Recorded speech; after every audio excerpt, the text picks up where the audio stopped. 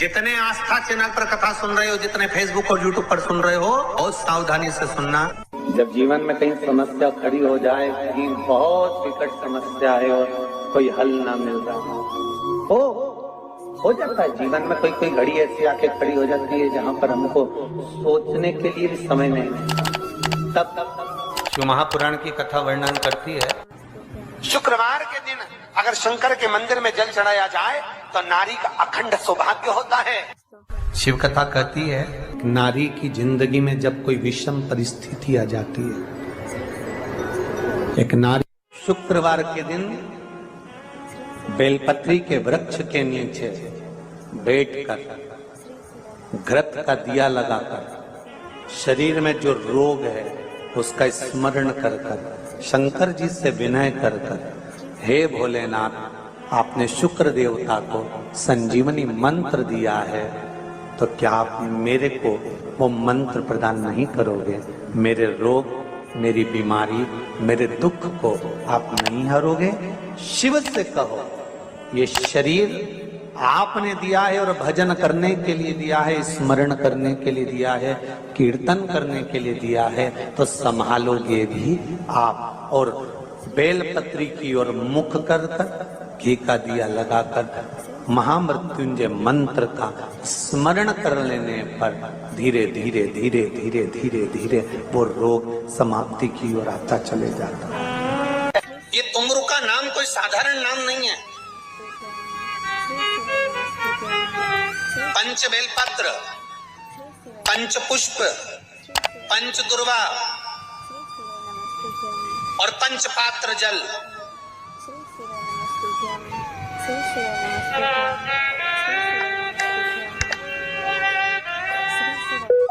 पांच पुष्प, पांच बेलपत्र, पांच दुर्वा और पांच पात्र मतलब 5 लोटा जम के बोलो जल। ये कोई साधारण नहीं। पंच बेलपत्र के साथ, पंच पुष्प के साथ, पंच दुर्वा के साथ, पंच पात्र जल के साथ, ये सहजता नहीं है। बहुत ध्यान दीजिएगा। बहुत जिन बच्चों के विवाह में देरी हो रही हो, बेटा बेटी के विवाह में देरी हो रही हो, या सफेद आंकड़े की जड़ तुमरुका जी के नाम से बांधने के बाद भी गर्भ नहीं ठहर रहा, तो ये नंदीश्वर शिव महापुराण की कथा खगड़िया में जो चल रही है बिहार में, इसके आज शुरू के दिन की कथा का स्मरण करिएगा। 5 बेलपत्र, 5 दुर्वा, 5 पुष्प और 5 लोटा जल।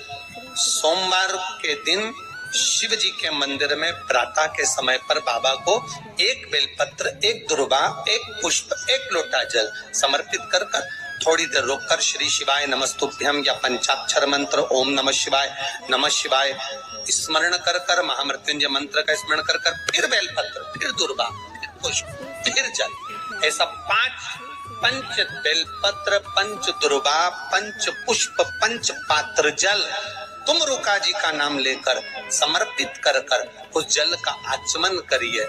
5 सोमवार या 7 सोमवार करिए, बाबा गर्भ अवश्य ठहराएगा और संतान अवश्य हो।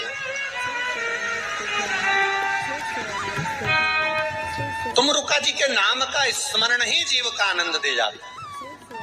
बोल तुमरुकेश्वर महादेव की, नंदीश्वर महादेव की। शिवाय नमस्तुभ्यम।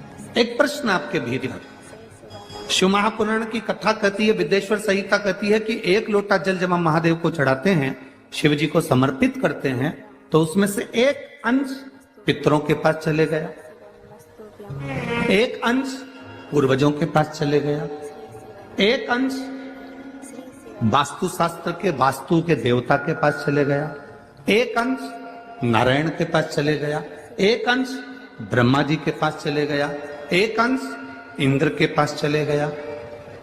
विदेश्वर संहिता कहती है कि शंकर जी पर समर्पित जल के 33 कोटि देवी देवताओं के हिस्से हो जाते हैं केवल 1 लोटे जल में से, 1 लोटा जल में से 33 कोटि देवताओं के हिस्से हो जाते हैं 1 लोटा जल में से। अब आपसे प्रश्न ये है, जब से शिव महापुराण की कथा टीवी पर चालू हुई, जब से शिव महापुराण की कथा भारत के लोगों ने, विश्व के लोगों ने सुनना प्रारंभ करा, जब से शिव महापुराण की कथा लोग श्रवण करना प्रारंभ करे, सुनना प्रारंभ करे, तब से आज तक, और उसके पहले का समय निकाल कर देखना, पहले जब आप किसी को पत्रिका दिखाते थे, हाथ दिखाते थे, तो लोग कहते थे कि पितृदोष है। बोलते थे कि नहीं बोलते थे? लोग कहते थे वास्तु दोष है, लोग कहते थे काल सर्प दोष है, इसका पूजन कराओ, पितृदोष का पूजन कराओ, काल सर्प दोष का पूजन कराओ, वास्तु दोष को सही कराओ।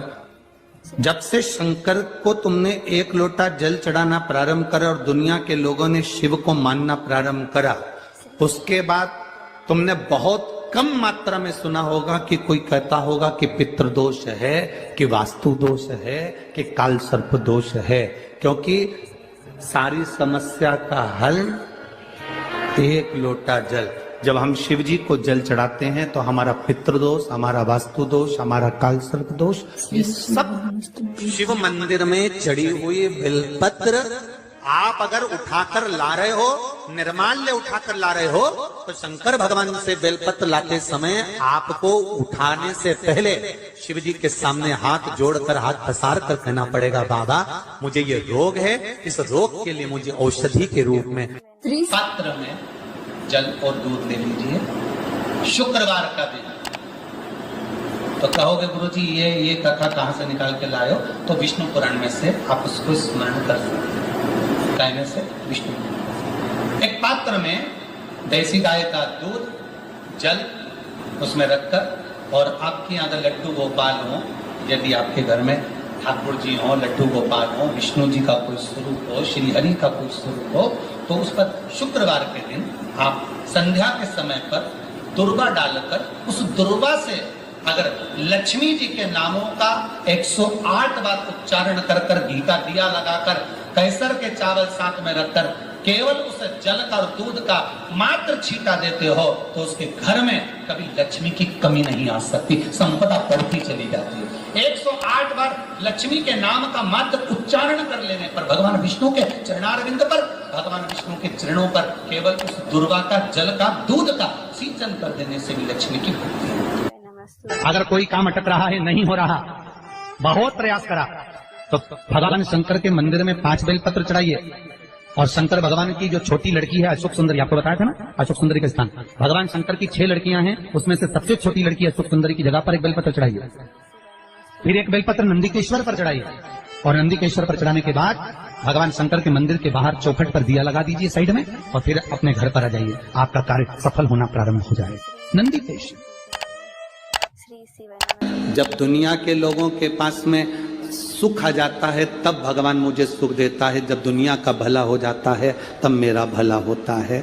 भगवान मेरी सुनता नहीं, सब राहें बंद है मेरी, कोई रास्ता सूझ ही नहीं रहा। अगर मौका मिल जाए, एक बेलपत्र, एक बेलपत्र, एक धतूरा, धतूरा जानते हो? अरे बोलो तो जम के, जानते हो ना? एक बेलपत्र, एक धतूरा, एक शमी पत्र, अगर मौका मिल जाए, एक बेलपत्र, एक बेलपत्र, एक धतूरा, धतूरा जानते हो?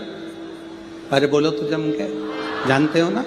एक बेलपत्र, एक धतूरा, एक शमी पत्र, कुछ ना कुछ टेंशन मेरी जिंदगी में है, तो कभी मौका मिल जाए, जिस दिन तुम्हारे हाथ में ये सभी चीजें हों, बेलपत्र, धतूरा, पुष्प, शमी पत्र, चावल का एक दाना, ये सब तुम्हारे हाथ में हो।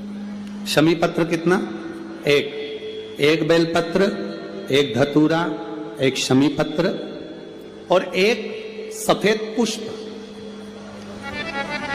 केवल एक सफेद पुष्प, एक आखा चावल का दाना। आखा का मतलब जानते हो?